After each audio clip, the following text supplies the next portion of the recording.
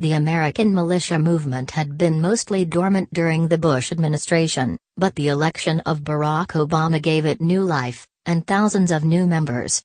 There are currently hundreds of small local militias in the U.S., groups of patriotic citizens who own a lot of guns and spend a lot of time tramping through various wilderness areas training to use them. These groups train to prepare for what they see as the inevitable consequences of a Democratic president, such as gun confiscation, martial law, imprisonment of dissenters, mass purges, and totalitarian fascism. Most of these groups are also opposed to federal law, and feel they're somehow above the rules that the rest of us live by. This means many have been shut down and raided by police or the FBI, with some groups involved in murders, kidnapping, massive fraud and plots to overthrow the presidency. Listed here are the more well-known militia groups operating in the U.S., both now and in the recent past. Read on to learn more about these groups and what drives them. Citizens for Constitutional Freedom.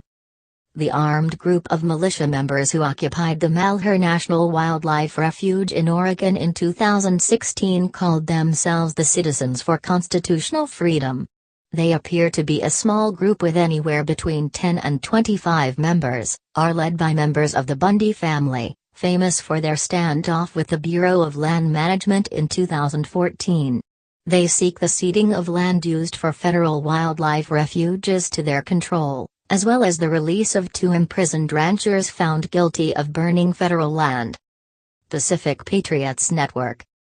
A loose conglomeration of militia groups based in the Northwest. The Pacific Patriots Network wasn't well known until it stuck its collective nose in the Malheur National Wildlife Refuge standoff. About a week into the occupation, members of the group appeared at the refuge carrying rifles and wearing body armor. They presented the Bundy family with an articles of resolution asking them to stand down and leave, before the FBI could move in.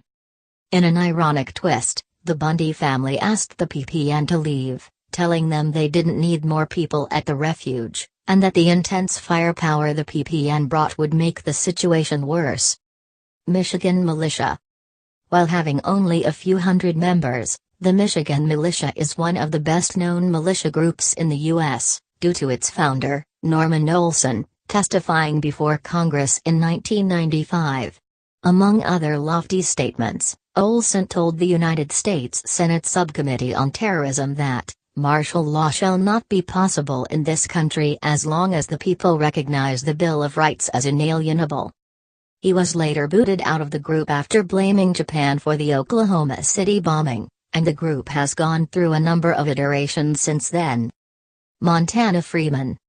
Now defunct, the Montana Freemen achieved worldwide fame due to their standoff with the FBI in 1996. Rejecting any law made by the federal government, the Freemen drew liens against public officials and created realistic fake checks with which to defraud banks.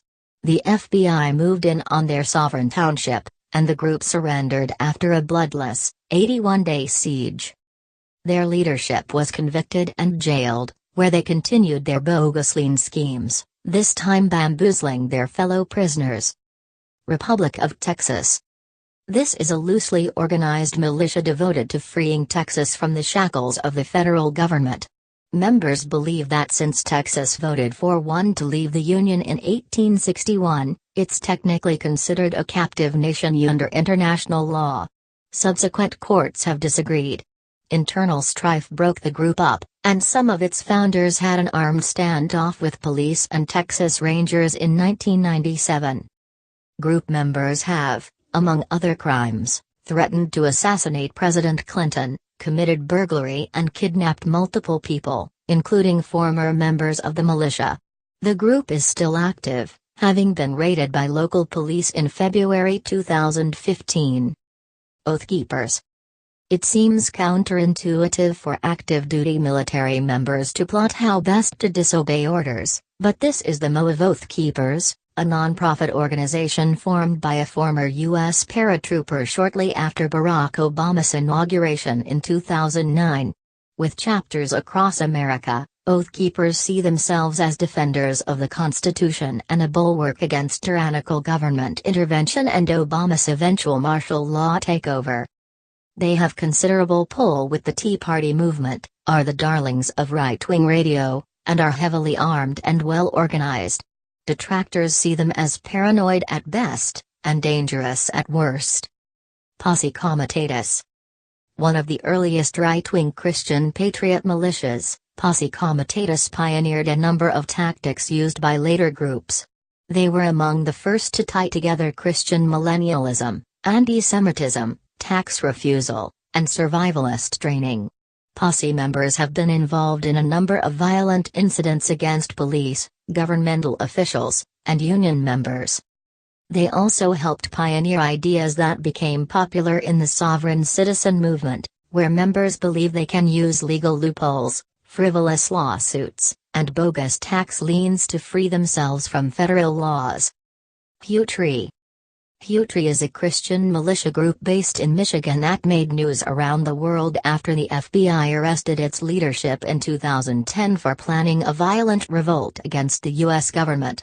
The well-armed survivalist group claimed they were Christian warriors practicing for the inevitable close-quarters combat of the end times. They also made up an elaborate system of ranks, with invented words like Riddick, Boromander, Zulif, and Archon. Most of the Hutri members were acquitted, and others sentenced to time served. Their weapons and ammunition were returned to them, and the group is still active. Constitutional militias. Another loosely organized group of state and local militias, the U.S. constitutional militia movement sprung up in the 1990s as a reaction to perceived abuses of the federal government. There are many different groups, and not all of them have the same goals or tactics. Some are public, others underground or only based in social media. Most of these militias don't have the racial or ethnic emphasis that groups like Posse Comitatus have, preferring to prepare for war with large governmental organizations like the Illuminati or Trilateral Commission. Minutemen Project. While the historical Minutemen played a small, but important, role in winning the American Revolution, the current iteration has little to do with their American spirit. They do, however, have patriotic fervor and a lot of guns. The group attempted to recruit thousands of members to patrol the U.S. border with Mexico, but most of the local chapters fell apart or were raided by U.S. officials. A number of members were involved in murders, and the group is mostly dormant now. Colonial Marines. Not to be confused with the Colonial Marines from the movie Aliens, these Colonial Marines sprung up in the late 80s as another local militia group dedicated to protecting freedom from the federal government and oppressive laws. They deployed in April 2014 as part of the militia standoff against the Bureau of Land Management in the Cliven Bundy affair. Ohio Defense Force. A small but heavily armed militia with 300 members, the Ohio Defense Force was the subject of a Time magazine photo spread. Members were shown training, posing with their guns, looking stern, and practicing to invade and hold a terrorist command post. Constitutional Sheriffs. A civilian version of the Oath Keepers, the Constitutional Sheriff movement is dedicated to protecting the Constitution from federal abuses, specifically the confiscation of guns and roundup of dissenters by the Obama administration. They have a great deal of influence on the far right, and have been courted by Republican politicians since their creation in 2011. Operation Mutual Aid. Another group that mobilized in the Cliven Bundy standoff, Operation Mutual Aid is dedicated to organizing disparate militia groups and providing them with resources and personnel.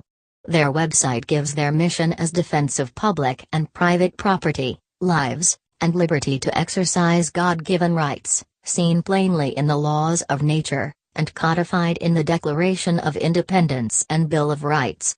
Unsurprisingly, their detractors look at them as a quasi-terrorist organization. West Mountain Rangers. A western Montana militia group with a small but vocal membership, the West Mountain Rangers joined the fight to support tax scofflaw Cliven Bundy in his struggle against the Bureau of Land Management. American Resistance Movement. This is a network of militia groups spouting the usual nonsense about martial law, government takeovers, gun confiscation and the New World Order. They have numerous links to the Oath Keepers, and also refer to themselves as 3%ers, a reference to the supposed 3% of colonial citizens who rose up against the British in the Revolutionary War. Incidentally, this figure is probably not accurate and has been disputed by historians and experts. League of the South. Not as much an armed militia as a secessionist group, the League of the South is dedicated to preserving the cause of Confederate separation from the Union. They advocate a quasi-historical Anglo-Celtic Southern culture and see opposition to Confederate doctrine as cultural genocide. They're also seen as white nationalist, pro-slavery, and openly racist by their detractors.